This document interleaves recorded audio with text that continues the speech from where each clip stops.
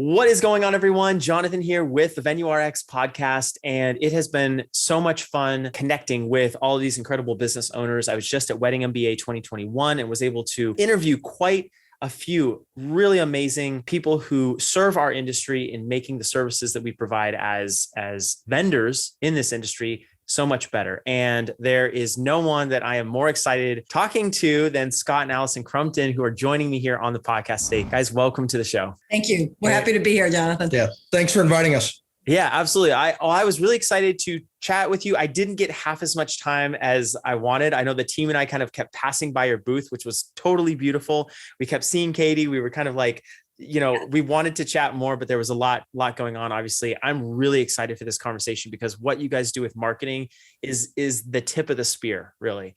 And for what you bring to venues, I think specifically is so incredible. So let's not give too much of it away. I want to turn the floor over to the both of you. Tell us what Whitestone Marketing is about. What do you guys do? I'll let you. Okay. Whitestone Marketing is, we were the very first digital marketing agency for lodging properties. We started back in 1994. People didn't even know what the web was then, Jonathan, if you can believe it. And so we've been doing this a long time. And we started with really just bed and breakfast inns. And we started doing all their digital marketing for them at the time, albeit limited as it was back then. But many of them had wedding venues. Or just venues in general, event venues. And so we've really been doing venues as long as we have lodging. And we've just really focused on it more probably in the last 5 years as it's become more popular to own just a venue without the lodging part attached to it. We're seeing more and more of that. But really, we've been marketing bed and breakfasts, boutique hotels, really anything in the small lodging niche for almost 30 years now. Brad, that inspires so many different questions. I actually want to just, before we even get more into your company, what in 1994 inspired you to go in this direction? Like marketing, the internet's barely existing, like you said, like where is it that the seed goes in your mind of like, hey, venues and these lodging spots, like they need marketing. How does that happen? That's talk about right place at the right time. Yeah. I get out of college studying marketing, and I'm a computer consultant because that was kind of my talent and gift, was working on computers at the time. And I got a phone call from a little old lady, and she said, look, I have a printed bed and breakfast directory, and it has 221 inns of Oregon in it. It's called the Oregon Bed and Breakfast Directory. And she said, I want to handle the ad copy and the financing of it. Nobody will help me. Everyone says they have to do it for me. I bought a little computer and I want to do it. So she said, I asked around and everybody said, well, we can't help you, but if anybody, Scott can. So I came over, she baked me cookies. I looked at what she did and I said, yeah, I got this. And I wrote her a computer program in a week. And, 2 years later, she says, look, this business hardly makes any money. It's a ton of work. There's only two people in the world that know it. Well, two entities, my daughter and then you guys. Well, the first time Allison saw it, she said, I want to publish that. And she goes, I'll sell it to you for a small amount of money. And, we didn't have a lot of money back then. We were young. And so we scraped together the cash and we start taking over publication. And 6 months later, the web hits, and I'm just going crazy because I can see the vision. At that time, everyone, if you wanted to stay at an inn on the Oregon coast, you would call them on the phone and they would mail you a trifold brochure, okay, with a couple of photos in it if you were lucky. And, the web hits and I start realizing we got to put this directory online. And so we did that. And then we started realizing, oh my gosh, they could have their own websites. And really, it just snowballed from there. Mm-hmm. So total right place at the right time with the right skill set and having a business handed to us for a very small amount of money. Wow. Allison, what's your piece of this? Because you guys have been married since 1992, I read on your website, correct? Yeah, we will be celebrating our 30th next year. So yes. Wow. Congratulations. Well, we're going to get into working together with spouses later. I just have some selfish questions that I want to ask. And I'm sure that, our listeners will have maybe some similar questions that I do. But Yeah, Allison, when here's Scott, coming home with this, ladies baking him cookies. Hey, there's this deal. Like what's striking you about this as interesting? And what is your background that you're bringing to this? My background was that I was an English major and I was teaching, actually, I was teaching writing at the local community college at the time. So to me, it was kind of a natural segue to want to get into publishing, get into writing. I love to edit. I'm just good at editing. And so it fit in with my talents as well. And at the time, like you said, we didn't really have any money anyway. So it was like, well, why not? Let's just do something. Being kind of young and fearless and, and just like, hey, if we try it and it works, great. If it doesn't, great, whatever, And so I really approached it that way. It's like, this is a great opportunity. This sounds fun. Let's do it. Let's try it. Let's see where it goes. Amazing. I see some comparisons, like as both of you are talking, I'm hearing some similarities to Gary Vaynerchuk's story, because, if you guys have heard of Gary V, he's, this big, he would probably hate that I say motivational speaker, but he does provide a lot of motivation in the entrepreneur field. He's getting involved with the whole NFT rush and with, everything else, but he did Wine Library and he took over his dad's liquor business. And really that was right at the crucial moment, just like you said, of when the web was starting to get involved. And so he was like, there needs to be this, online marketplace for wine. So just like you started doing the marketplace and having you had that vision, Scott, of kind of putting these venues online. He did a very similar thing with this wine store and called it Wine Library. And that was kind of where he got his start. So there's a lot of cool similarities there. Just kind of something I noticed. Yes. That's neat. Yeah. So you, at that point, is it Whitestone Marketing, or was that just kind of the preliminary pieces that set the bedrock for what you have now? Mm-hmm. Boy, you do a lot of things wrong, or at least wrong maybe for you. I grew up surrounded by entrepreneurs. My grandparents built and ran a hospital and a health insurance corporation. My father built 2 corporations that were very, very successful. Nobody in our family worked for someone else. And so I got the experience of watching all these people, but there's things that you're going to find you do, and you have to figure out. It was what my session was about at Wedding MBA was really about defining your own success, defining the target so you can shoot for it, because so often we just allow whatever is coming to us to define what we do. Okay, whatever way the wind's blowing, that's the way you sail, right? Okay, so the problem that we had was we were too successful. And here we are, a small company in Southern Oregon, and we can't find people that can spell internet because it's so brand new. And there's not a lot of technically savvy people there, at least back then. So we grow to 1,000 clients and we hate it. I mean, she came home one day and she's like, I hate what we're doing. I'm totally stressed out. People are calling. They want to talk to you and I. They can't because we're too big. It's just this. It was really too much success.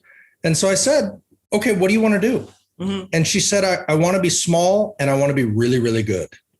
And so we started Whitestone Marketing as a test. We literally sold our house, took the profit from it, started a new branch of the company, actually a new company. Mm-hmm.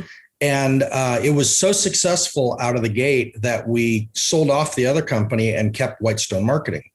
So Whitestone, the principle was, we are going to literally, we raised our prices times 10. Okay. And then we only took on 10 clients to start. Mm-hmm. We keep our client load between 60 and 80 clients, and we have 20 staff members taking care of those clients. That is huge. That's 3 clients to every staff member. That's nuts. Mm-hmm. But what we become is the Ferrari of our industry. And it didn't start out that way at all. We had to redefine who we wanted to be and really tightly define that target and go after it. And that's who we've been since 2002. Yeah. We just, Jonathan, we just couldn't do things poorly. Yeah. Yeah. And that, when we understood that was a motivation, that was part of our DNA, who we are, we knew we had to change the company to fit that. And so when venues or ends and these businesses call me, I always say, what do you want? Because you can't assume that they just want to make more money. Too many marketing companies just assume, oh yeah, you just want to make more money. No, not necessarily. You have to understand, what is it they really want? Do they have the infrastructure to support that? Because we know how to make them more money, but whether they're ready for that, whether they can ramp up for that, whether that's even what they want, I think it's really crucial. And what was good about Scott's presentation was you have to define what success looks like for you. That is, I feel like, almost a whole different topic of how to rebrand yourself. And I want to ask you a question about that, because there are so many planners, photographers, venues, vendors in this industry who really want to reposition themselves into exactly what the two of you did. And they want to serve the luxury crowd. They want to be the Ferrari of their industry. Right. And that is something that is desirable. How did you have the courage, or the gumption almost, to do that times 10 pricing, to do that? Was it out of the success and you felt like you had the confidence? Because that's a scary move. If you're charging $100 an hour for something and now you're going to go up to, $300 per hour. I mean, you're serving a different group of clients right there. How did you have the courage and kind of maybe even the follow through to have to get rid of some of those clients and just totally reinvent what you did? So, gosh, it was so scary. Oh man, Jonathan, I mean, that was so scary, but he's pretty fearless in business. Yeah. I was scared to death, Jonathan. That's the hardest thing, some of the hardest things I ever went through. So definitely we come from different backgrounds. Mm-hmm. Nobody in her family, really ran her own business. Well, her grandfather. Yeah. But, I never believe in diving into a lake, a river, until I've gone down and seen if there's rocks under the surface. Okay. I'm not crazy. And I dip my toe in the water before I figure out whether I want to get into it. So what we did was we had the old business, right? Mm-hmm. And we took a year to prove the concept. Mm-hmm. I mean, we sent out an email and said, look, we're going to do this as a test. We're going to take 10 clients. And when the first 10 were successful, then we went on to 20. But notice we've still got the other company. So, right. There's no real... So we didn't jump off a cliff. No, not at all. Matter of fact, we were very, very cautious, because you don't screw up what you've got to make something new. Yeah. Okay. That's brilliant. Actually, I can see someone doing that now. Maybe someone who does want to make that shift, taking a segment of their customer base, kind of pooling them and seeing who's interested in a higher tier experience. That's brilliant. Yeah. We had 10 in 24 hours. It happened instantly. So it was like, we've got something here. And we've always found, kind of when you take that qualified step of faith, that you're usually surprised. And I found that over and over again over the last 30 years, is I'm usually surprised by the response, how good it is. Yeah. You take care of people. That's been always my philosophy, is you take really good care of your clients. And then when you change things and you move things around a little bit, people tend to trust you for that. Keeping your reputation intact and developing trust with your clientele is probably the most important thing you can do as a business owner.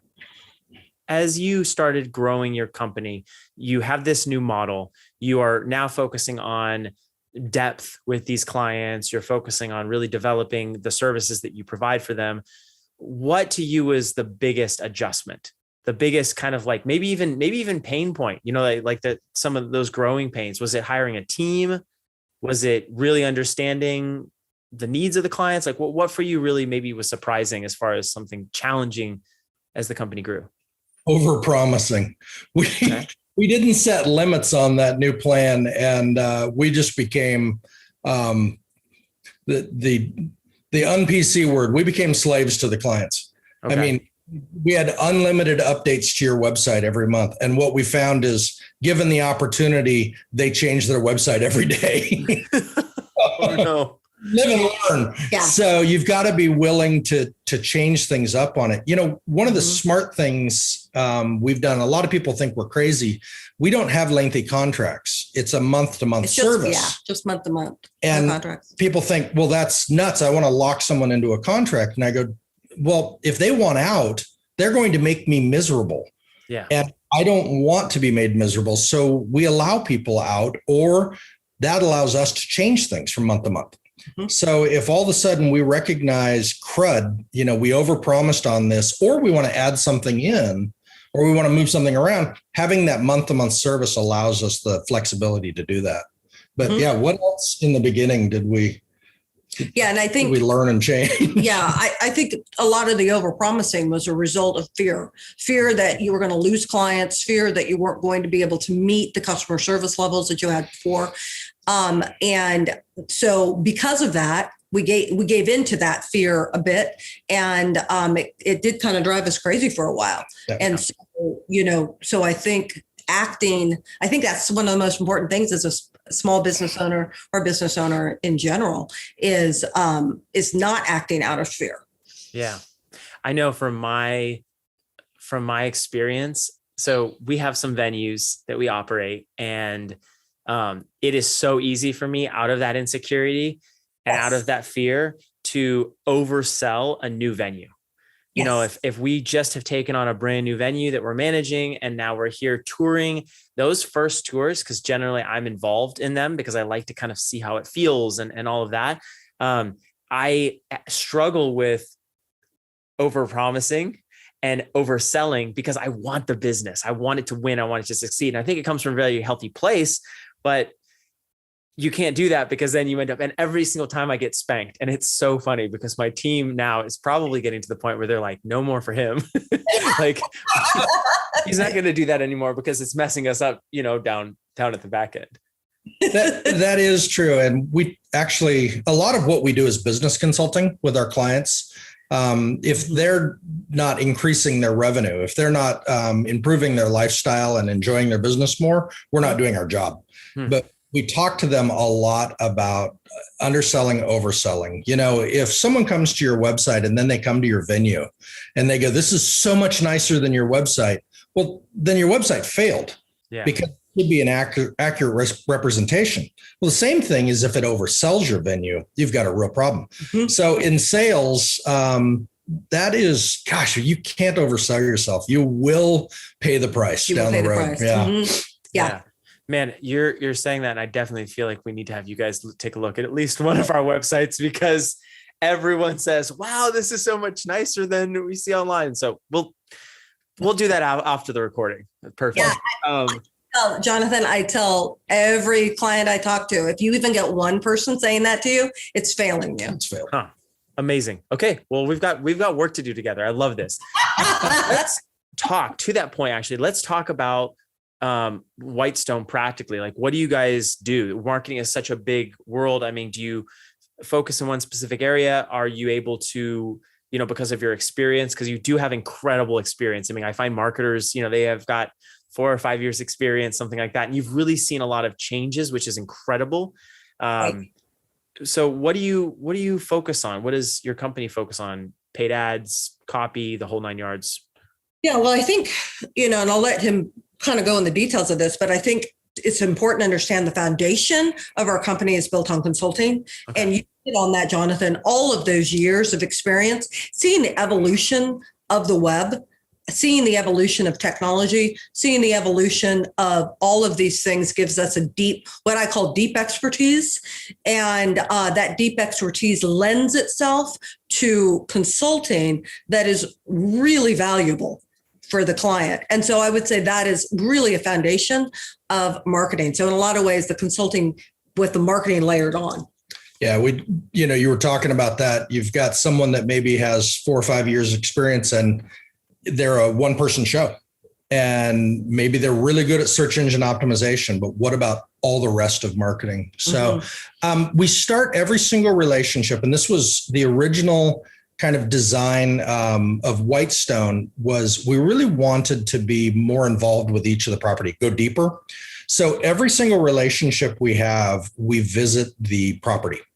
And we've got one of our staff members, that's what they love doing. They go on property, they actually stay for 3 days. And all they do while they're there is really get to know the client, get to know the business, understand who their clients are, and fix a lot of their marketing things while they're on property. So they're diving in and going, okay, let's look at the knot. Let's look at your listing on the knot. What are you paying them? Digging through things. Well, show me all the photographs that you've got in that giant archive that you're allowed to use. Photos are the eggs to the omelet when it comes to web design. If you've got terrible eggs, I'm sorry, your omelet's going to stink, right? But if you've got great photos, building out the website just comes together. Now it's just a job of organization and text. And so we start every single relationship that way, on property, really getting to know them and getting to know their business. From there, web design is so key. A lot of people will come to us, and I'm the non-salesperson of the family. She's the salesperson. I talk people out of things. And people come to me and say, what do you think about this website? It's like, it's good enough. And they go, I don't want good enough. I want great. And so they ignore my advice and they get a new website, and the business just starts flowing in because it's a match for the property. Yeah. So definitely don't talk to me about sales. But those two things right there make up the foundation of marketing, is being in there and understanding the property and having the knowledge to consult to them, to be able to align with their thinking. Because if we say, hey, go spend $100,000 on marketing, and it brings them all this business and they're totally overwhelmed, that's a failure. We fail. Right? So we've got to understand what they want. The web design is the next key piece. And then it just goes from there. There are so many facets to internet marketing, from search engine optimization, which is the free portion of Google, to paid search ads, to social media, to email marketing. I mean, we can just go down the list, and it goes on and on and on. And as an agency, we cover most everything except one thing we say that the venue should do themselves, and that is social media. The free portion of Facebook, Instagram, things like that. People want to connect with you. They don't want to connect with your marketer. And so that should be a natural thing that you guys are doing every single day in your business. Hey, we just had this wedding. Hey, we just made this little area at the venue. That's a natural thing. Hiring that out to a marketing company is a bad idea. Yeah. Just like you really don't want to outsource picking up the phone to someone that's not there on property or doesn't understand anything about it. Same kind of thing. Yeah. I really like that. It's such a perfect segue into what I was going to ask about a small business who maybe, there's some, new venue owner just put a bunch of money into the venue. Maybe the budget is a little bit tight now. And, they're kind of wondering, how do I prioritize the money I have left in terms of marketing? And so that's a great thing, because I was going to ask you about social media. So kind of just jumping right to that really quick, for that case, whether it's a venue, a bed and breakfast, any sort of, whether it's on the lodging side or it doesn't have lodging, it sounds like you would recommend that they do the social media in-house, the responding to the DMs and things like that. What about if they are not capable of creating kind of that beautiful aesthetic that everyone is looking for? Maybe they just throw stuff up on stories and they're just using kind of some of the stickers and it's not on brand. Yeah. Do you have any advice for that? Well, and that's a marketing company can be utilized for that. Okay. And we absolutely do that. One of the services that we have, it's called brand management. And Jonathan, it speaks exactly to what you're talking about. It's about curating that brand so that it does have that beautiful look across all the different platforms, whether you're sending out emails and want the professional graphics and having it look just really on point, or the social media component of it and the graphics that go along with that. Absolutely. I think that's something that a marketing company very much should do, particularly for a venue or an inn that has a little more of a marketing budget. But what we're talking about is just like what you said earlier, the daily conversations that need to happen, wherever they happen, because you want to have conversations with people in the platforms that they choose to use. You can't just force someone to be, hey, we only accept text messages. Well, why? You want to make sure you're there wherever they decide they want to communicate with you. Yeah, a couple things on that. If I understand, you're not talking about a larger venue with a marketing budget. You're talking about the small operator. Correct. And we don't prioritization. Like where do they spend the money first? Okay. And so that's the thing. The problem, there's a couple of problems with social media. First of all, if you're going to do it and you feel like you just don't have the talent, there's someone local who's 20 years old who can do this. And you find someone that is an intern for your business, a local college student, just to pretty up the graphics. And then you kind of do the daily posting and communicating with people. That's pretty simple. Here's the problem with social media. There's two major problems. Number one, you don't own it. Hold on real quick. We have technical difficulties. Okay. So you don't own that marketing asset. And so I see this all the time. Someone is online and they're like, I had 3,000 followers on Instagram and they shut my account down and I can't talk to anybody. It's gone. I have to start over. Well, what a horrible thing. Okay. That's like building a business on a location and your lease being canceled. Now you're going to move. That's horrible. But this happens every single day. The other problem with social media is it doesn't bring in as much business as people think for the effort involved. It really, it's just, you're like posting on a billboard essentially. Now, here's my advice to a small business, and I'm going to call it Starbucks marketing. You go to Starbucks and you get your pumpkin spice latte, whatever. You're going to spend at least $10, right? So here's what my advice is. Go set up Google Ads and spend $10 a day. Okay. Take that same amount of money you would spend at Starbucks, make your own latte. Okay. And spend that money in Google Ads and buy your way to the top. You're only going to spend $10 a day, but that $10 can bring you business. And that is, when you think about it, oh, Scott, that's, at least $300 a month. Yes. But you would spend that at Starbucks going there every day. Yeah. And it's interesting, Jonathan, over the last, I would say at least 20 years, for all of our clients, their top, because we can track their revenue sources, where they're getting money from. And their top revenue sources, their top 5, paid search is always in the top 5 and has been for 20 years. So even before Google Ads. Yeah, even before Google Ads. So, that is just, we have the historical data. It's proven. Where do things, and I know this can be controversial, I guess, depending on, your viewpoint on it, but where do sites like Wedding Wire, The Knot, Wedding Spot, Zola, all the different, Here Comes the Guide, all the different sites that are kind of like an industry Google, right? How do those stack up in your opinion compared to a Facebook or Google ad? So, gosh, that's interesting.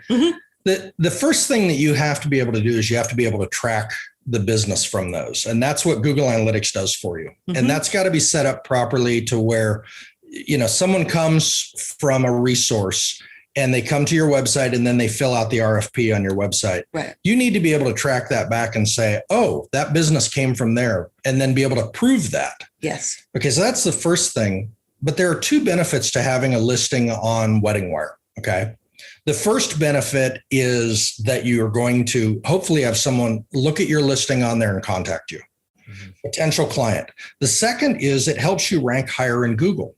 And people forget about this, that link back from an authoritative resource like Wedding Wire, The Knot, something like that, is actually going to help your website rank up higher in Google for when people are searching for you. That's an incredible value. Now, if it's $20,000 a year, I kind of discount that value. That's a lot of money. Yeah. If it's $1 a year, you want to be in all of them. Yes. Right. There's a value proposition there that we have to figure out. And then when we take on a client, it's one of the first things we do is we get Google Analytics set up correctly and we start looking at the traffic. And then we go back to them and go, you can drop these 3.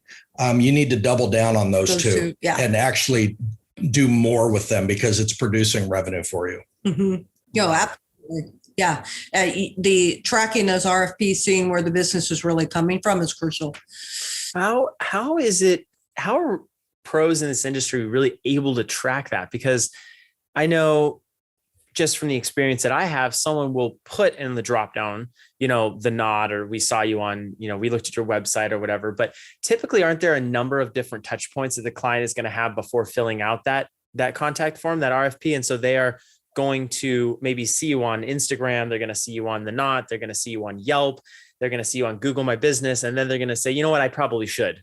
Mm-hmm. Sure. Fill it out.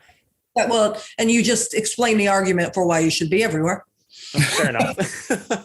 But how can you prioritize, like with the way that is, jumping around like that, how can you really get an accurate understanding of where the lead is coming from?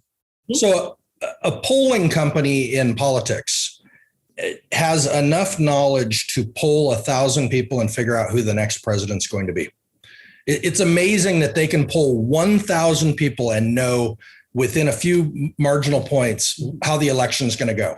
And it's because they know how to ask the right questions and who to ask. So a marketing company does the same thing. They can look at Google Analytics data, and if they have it set up correctly, they're not getting all the information, but they're getting enough information to extrapolate the data and say, we can make an assumption here. We know that the Knot is working a little. It's probably working a lot.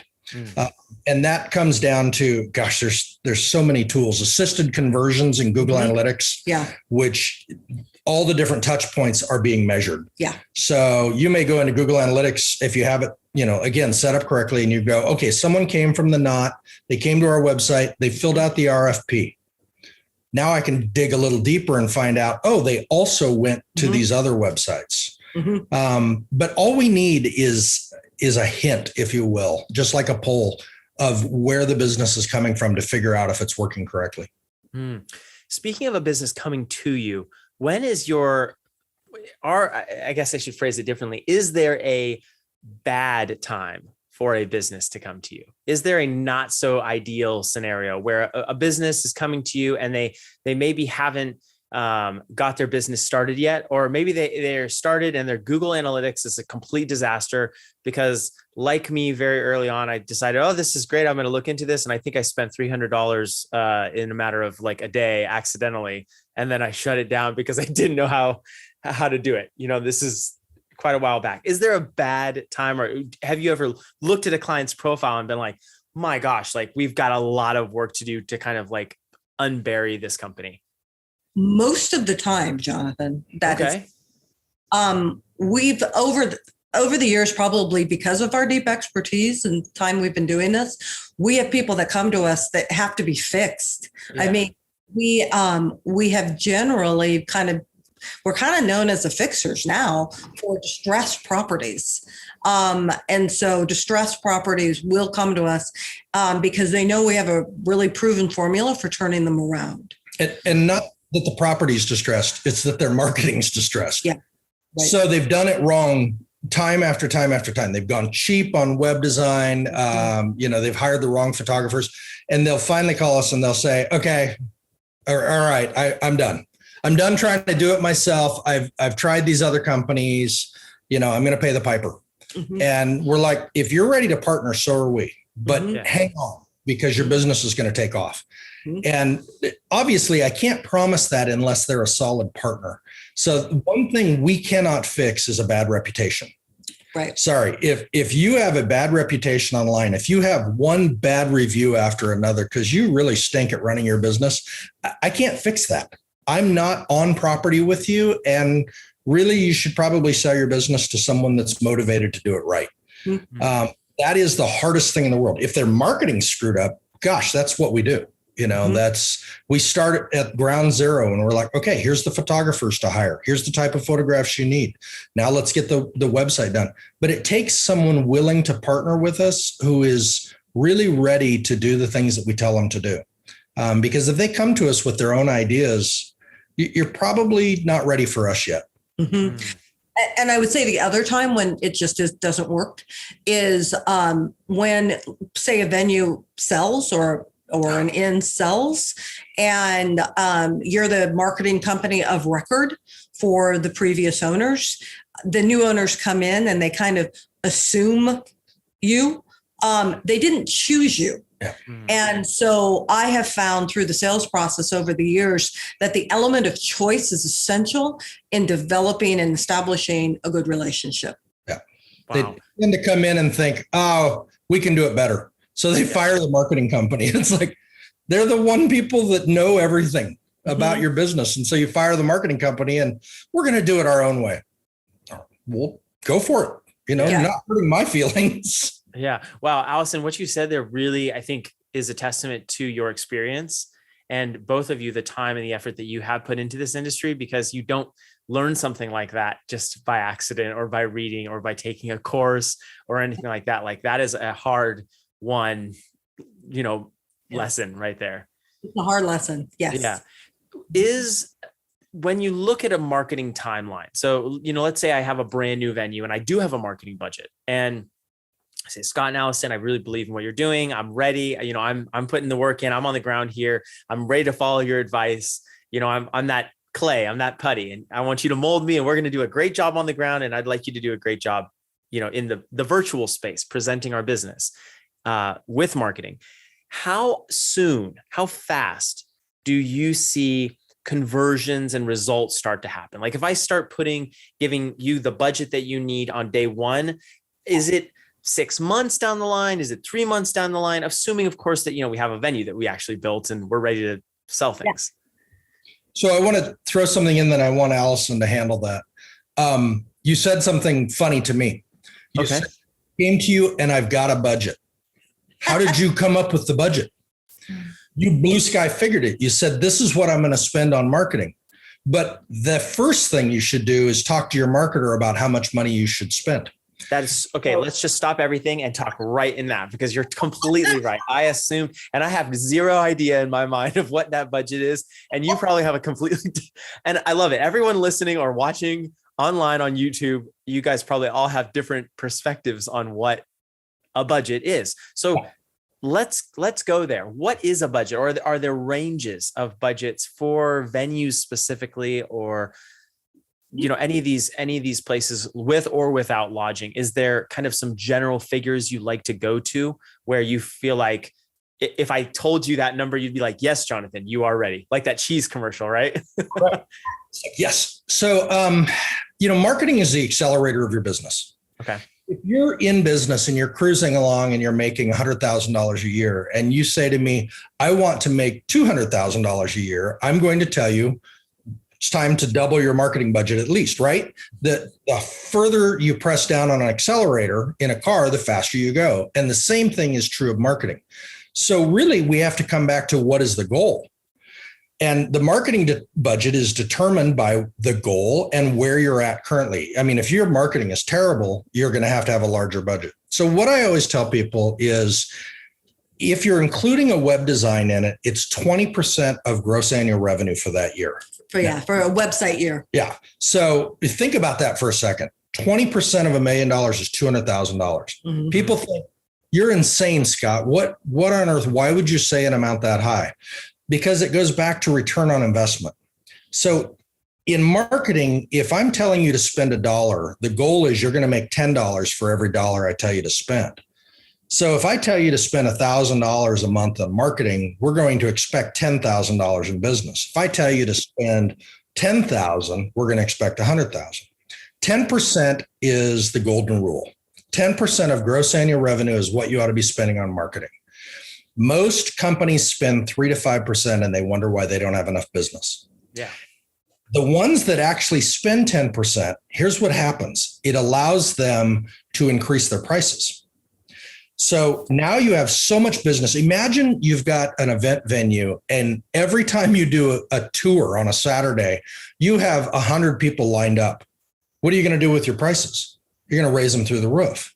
Okay. Marketing is what gets you to the point where you have enough demand that you can raise your prices. And now you're making an even greater return on investment. But the golden rule, not counting the web design years, is 10% of gross annual revenue or your goal of gross annual revenue. If you sit down and go, the target we want this year is we want to make $1 million. To get you there, it's going to require $100,000 in marketing. And the only last thing I'm going to say on that is people will say, well, I'm already making $1 million and I'm only spending $50,000 on marketing.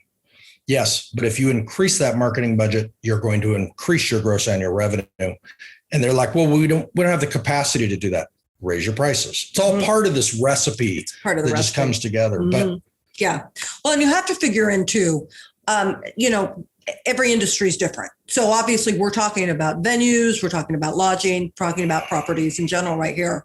But particularly when you're talking about venues, you don't have a ton of repeat clientele. Okay. You don't have, they're not doing their, event at your place every weekend. Okay. Might have some repeat clientele yearly for certain things, depending on what kind of events you do. But even lodging clients, while they have a much greater, repeat clientele than just a strict venue would have, you still have to realize that you're trying to pull in new people all the time. Yeah. Okay. This is not just a repeat clientele sort of business. And as a result of having to always pull in new people, you have to have a marketing budget that may seem high to a lot of people, but for this industry, it's not. It's cost of acquisition to get those new people. Oh, one clarification, the cost of your marketer is not included in that. So the cost of your marketer, if you were a big enough business, the marketing would be done by an in-house agency, and that's an employee and that's a staff cost. Mm-hmm. So that's not part of your marketing budget. This is literally ad spend, spending money on things like web design, the photography, the search engine optimization, everything, social media, the whole bit. Mm-hmm. Got it. So as far as my original question, now that we've established, we know 10%, we know 20%, we have a decent idea going into it. Let's say I tell you, Scott and Allison, I have this venue just built and I saved $100,000. Okay. I have $100,000 budget for this year. I'd like to do some ads in there. I've got a decent website. Maybe we need to tune some things up, but I have this budget for us to get started with. Do you generally see results from day one? Is it kind of like a testing thing where you have to really figure out who the target clients are, and then you can start really seeing some results? Or what is that window of time that a client of yours coming in could expect to start seeing kind of some of the fruits of the investment? So the biggest question is, do you have a website? Mm-hmm. If you don't have a website, it takes time to put one together. It's like building a house. You don't just do it in a day. So if we can assume you've got a decent website, then you can start having business tomorrow. And that's the beauty of Google Ads. Mm-hmm. Google Ads, you can buy your way to the top instantly. You can do the same thing with Facebook ads and Instagram ads and things like that. So you can have instant business. And the reason it's instant is there's already people searching for what you have. And now it's just a matter of being where they're looking. So if someone is searching for, a Santa Barbara wedding venue, okay, and they search in Google because that's where everyone starts their search, they're going to find the Knot, okay, because they're advertising to be up there at the top. They're going to find some other resources. If you're on those, and if you're buying your own ads and you're at the top, you're going to be found and you're going to have business instantly. It happens that fast. Mm-hmm. Wow. Absolutely. But it really, go ahead. I was going to say, John, that particularly when we see the data, we see the stats, so for instance, when you launch a website, all of a sudden you see the data, you see the line, it's kind of doing this, the couple days after the website launches, traffic. So you see it. It's fun. Instantly. Yeah, that's super, super cool. But of course, we're assuming here, like you're saying, Scott, that you actually have that website, that you actually have built it out professionally, that there are some of these pieces that are already there, to help be the mousetrap, I guess. And because it's not just about the traffic, but it's about capturing that. Okay. Very, very cool. Well, and if you're starting out on day one, okay, you open a venue today, right? You're going to have to build a website. You're not ready for events. Okay. You've got to train your team. You've got things to do. So it's going to take a little time to put together the website. Meanwhile, you're going to be putting together your team, figuring out what you're doing. So they really go hand in hand. Mm-hmm. Something occurred to me, and I was curious your take on this from a marketing perspective. Do you feel like it's possible, given enough marketing dollars, to make virtually any venue successful? I mean, within like, so let's say at any geographic, let's say I want to have a venue in Tennessee or Texas or, and Texas in the Dripping Springs area, there's a million venues, maybe not quite a million, but there's quite a few. It's maybe a very saturated market. If I have $300,000, is my money going to play the same way there? Or because of the concentration of venues, is it going to be, only 30% of it counts and I might as well be spending $100,000 in a different market? So there's a couple things to consider. Good question. Yeah, really good question. Mm-hmm. Going back to the accelerator of your business. If you're driving a car and you hit a steep hill, you got to use more gas, right? Yeah. So you got to press down harder on the accelerator to get up to speed. It's this exact same thing. If you're in a challenging market, you've got to have a higher budget. That's a great analogy. Yeah. Fantastic analogy. I really like that. If you go back to the 4 Ps of marketing, product, price, place, promotion, you're talking about place. Okay. And if you're in a challenging place, and a challenging place could be you're in Antarctica where no one travels to, and so you're going to have a much harder time, okay, then you've got to have a greater promotional budget. Likewise, if you're in a market where there's 100 venues, you've got to beat the competition, right? So you're going to have a higher budget. So as the challenge becomes greater, your budget has to increase. If you're the only venue in town and it's a town of 100,000 people, you're golden. You don't have to have a large promotional budget. That 4th P can be small because you've got the place. So I don't know if that helps answer the question or not, but yeah, we get that. And I would rather beat competition than try to get people to Antarctica. It's a lot easier. It's interesting because through the years, we've very often gotten properties that come to us because they know we specialize in challenging marketing. That's our specialty. So lots of them come to us in challenging areas. So we have done years and years of work of marketing challenging areas. And my advice is, I tell people if you're just starting out, go somewhere where there are more venues. Yeah. It's a lot easier to beat the competition than to be the Chamber of Commerce and bring people there. When you're trying to be the destination, that's tough. Have you found that it's gotten easier over the years because of kind of this globalization, Instagram, we see these venues like, oh, wow, this travel lust that everyone is on, that, my goodness, a destination, wedding in Bali or wherever. And now we're seeing this stuff on Pinterest, we're seeing it on Instagram, we're seeing it on Reels, we're seeing it on YouTube. And then this is the vision. And so it seems more accessible. It seems like it's reachable. Whereas maybe 15, 20 years ago, you weren't even seeing that stuff. Yeah. Easier for who? I think it's easier for the person that wants to get married. Yeah. Or have an event, but it's harder for the venue. Internet marketing gets more complex every single day. Web design, it used to be one person could design a website, and now you've got the coding and you've got all these different factors involved, and it takes a team to put together a website. So to me, I think it's become more difficult for the venue than it has for the shopper. It's a buyer's market.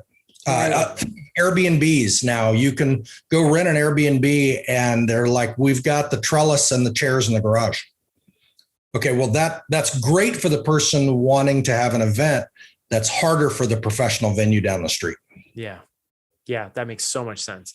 I want to pivot a little bit because I have so many different questions about all this stuff that we're talking about with marketing and media, and we could go on and on. But I do want to ask you about the dynamic that you guys have working together.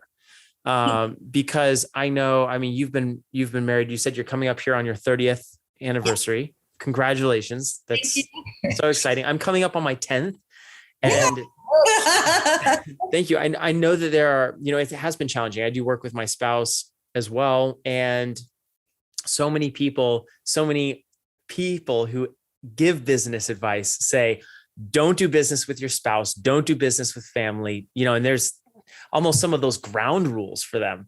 How do you, when you hear that, what do you feel? And, what's kind of your advice or maybe even some tips for success working with each other, especially over such a long time, and being involved in an industry that has changed so much? Well, we never run out of things to talk about. There we go. Seriously, we don't come home at the end of the day. Some of the benefits, if you think about it, we don't come home at the end of the day and try to catch each other up on business. Okay. What happened at your work? And you're talking about someone they don't know. Yeah. You don't run out of things to talk about when you go out to dinner, because it just becomes such a part of your life. You never really separate the two. So you better figure out the lifestyle and enjoy it. And I think one of the things that really helps with Allison and I is one of the guys that's been with us for 16 plus years. He said, we're the perfect yin and yang. And it is having separate areas. So Allison has her niche in the company and I've got mine. And recognizing that you allow, so I'm going to speak to men. Okay. Your wife has a brain and you need to allow her to have her own area of the company and to run it without your interference. I like it. She needs to shine on her own and she needs to be recognized and praised for what she does. Not because that's what she needs every day, but because she doesn't need you screwing it up. And so there's a lot of things that Allison just does that I'm really not a part of. She handles all the sales. She chooses who our clients are going to be, what plans they're going to be on, works with them. I'm kind of the nerd behind the curtain. I'm the marketing guy. I make a lot of the big decisions, but she's running the day-to-day in so many ways. And I think if I have to give advice to a team, that is it. You've got to have your defined areas and, stay out of each other's lane as much as possible. Yeah, you do have to figure things out together and agree on things. And probably that's where I'll leave that part of the conversation is I never do anything in business without her 100% agreement. I did it wrong once. I promoted a contractor years ago. I was a photographer and I shouldn't have done it. And I paid the price and she was right. And I'll never do it again. I won't do anything in business unless she's 100% on board. So have there been times, and Allison, I'm so interested to hear your perspective on this, but have there been times in business where you've butt heads, you've argued about something because maybe you, Scott, you're on the back end, Allison just onboarded a client. You're like, what the heck? Like this doesn't feel right, but maybe she knew something that you didn't know, or like whatever it happens to be, but you two are kind of like butting heads. How do you solve that? Because that's going to happen. That's bound to happen, right? What happens then? Yeah, it happens. I mean, that happens daily, Jonathan. It's, I would have to say too, that, advice to young couples, I would say, save your money from couples therapy and just work together because you have to work out every issue. Yeah. You don't have an option if you want, because it's not just about your marriage. It's also about the business. Yeah. And so success in your marriage also means there's going to be success in your business. So you have a higher motivation to make things work. And so it is better than couples therapy. Let me tell you what. But yes, you do have to work through those things. There's a scripture that says, "Do not let the sun go down on your wrath." I don't know if you've ever heard that scripture, sure but it is a very good thing for couples particularly that work together is don't go to bed angry, figure it out. And then you can figure it out. You really can. Yeah. And conversely, there are times not to talk about it, let it sit and leave it alone for a few days. But yeah, it is, there's a lot of challenges there. It's really funny. We built a house years ago and they told us, well, it's the surest way to a divorce. And she laughed at him. She goes, does it beat working together for 20 years? It's like, it was the easiest thing we ever did. Yeah. Because we each had our areas of specialization in it and we recognize and respect each other for those. But no, to your question, every day there are things. It's every day. Why'd you sell the client on that plan? Well, she had a good reason, and why did you do that? And You just have to learn to get along. Yeah, right before we did this podcast, Jonathan, I was at him and I said, you have got to make a decision on this. And he was like, I have to make it today. I said, yeah, it's stressing me out that you're not making a decision. So we were arguing about that right before this. Yeah. I love it. I love it. Well, it's obvious to me that there is another piece here, which is kind of a commitment to make it keep working, because there are so many people who do, and I'm even speaking from my own experience, you kind of hit these things where you have to decide whether it's in business or it's something personally, are you going to allow that to supersede what's happening in the relationship? And sometimes it is, you say, hey, okay, I'm going to choose to see it from your side. I'm going to kind of put down my own pride or put down my own, opinion on here, try to see it from your perspective and go there. But it really takes a commitment to that relationship. And that it seems something very beautiful that both of you have. Well, thank you. I just want to, I appreciate your time so much coming on this show. And I know for everyone listening online on the podcast, watching us on YouTube, they're going to get so much value from this. So thank you for being here with us today. I'm here at home and, we have a little cheerleader right there. I've got 4 kids actually. I love it. You know what? I will leave you with one last thought on that, because amazing. Please do. We talk about working with family. Our kids actually work with us now, and you wanted some advice on working with family. And here's that piece of advice. If your kids work for the company, have a general manager between you and them. Don't be their manager. Have someone that makes their decisions on raises, on everything going on in their life, on the job they do. You can have your input, certainly, but you need a manager between you and your kids. Mm-hmm. It's the only way to do it. And I grew up in family corporations and we didn't have that. And it was a major issue. And with our kids, it's worked out. Yeah. I love it. Yeah. I love it. Having us, Jonathan. It's been really fun talking to you here today. Thank you. Thanks. Yeah, it has been great. For anyone who is interested in looking more into your company, where do they find you on the web? Where's the best place to connect? Just send them to whitestonemarketing.com. All right, perfect. Well, we'll make sure that the link to all that is in the description, both on the podcast and on the YouTube. And we'll have bits and pieces of this on Instagram as well, so that as people are browsing through, they can connect with you there. But thank you so much for being on the show today. All right. Awesome. Thanks so much.